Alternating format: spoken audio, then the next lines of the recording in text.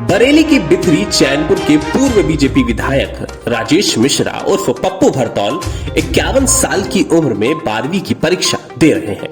परीक्षा के लिए रात 2 बजे तक पढ़ते हैं। एग्जाम हॉल में जाने से पहले 5 मिनट पहले तक स्कूल के गेट पर पढ़ते रहते हैं। पप्पू भरतौल 2 साल पहले हाई स्कूल की परीक्षा में पास हुए थे, लेकिन 1 नंबर से फर्स्ट डिवीजन रुक गई थी।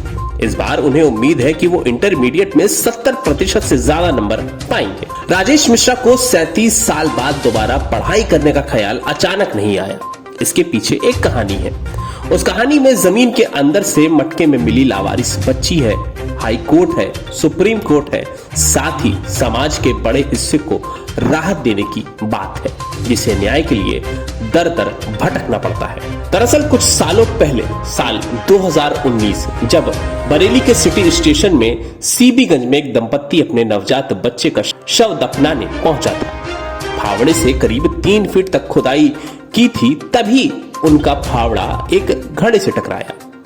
उन्होंने उसे निकाला तो देखा उसमें एक नवजात बच्ची पड़ी है। ये सूचना चारों तरफ बहुत तेजी से फैल गई। उस वक्त विधायक रहे राजेश मिश्रा को जब ये सूचना मिली तो उन्होंने कहा, बच्ची को लेकर डिस्ट्रिक्ट हॉस्पिटल चलो, मैं आ रहा हूँ।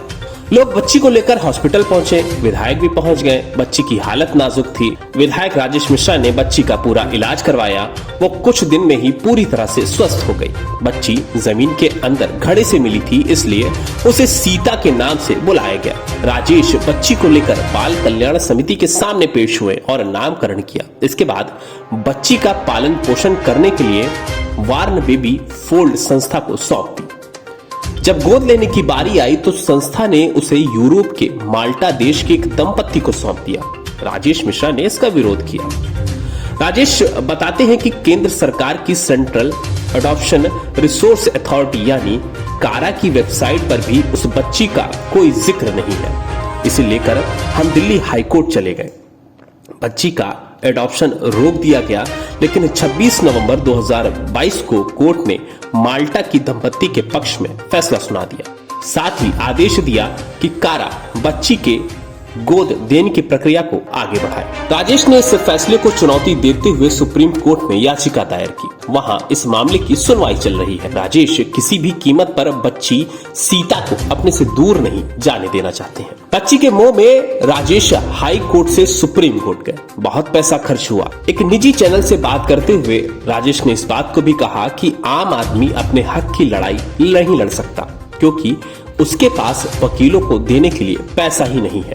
12वीं के बाद कानून की पढ़ाई करूंगा और फिर वकील बनकर गरीबों का केस मुफ्त में लड़ूंगा। राजेश 1984 में 9वीं की क्लास में थे। उस वक्त परिवार में ऐसी स्थिति बनी कि उनकी पढ़ाई छूट गई। इसके बाद वो राजनीति में सक्रिय हो गए। पढ़ाई पर ध्यान नहीं दिया। शादी हुई, बच्चे हुए, सभी को अच्छे से पढ़ाया।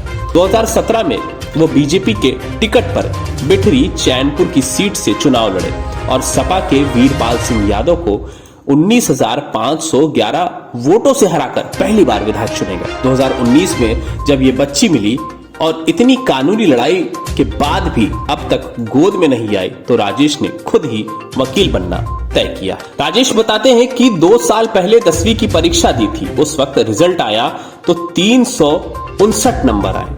मतलब 1 नंबर और मिल जाता तो 60% के साथ फर्स्ट डिवीजन बन जाती। इस बार तैयारी पहले से बढ़िया है, इसलिए उम्मीद है कि 12वीं में 70% से ऊपर और 80% के आसपास नंबर आएंगे। 12वीं में अच्छे नंबर के लिए राजेश मिश्रा दिन रात पढ़ाई कर रहे हैं। डेस्क रिपोर्ट, अटल टीवी।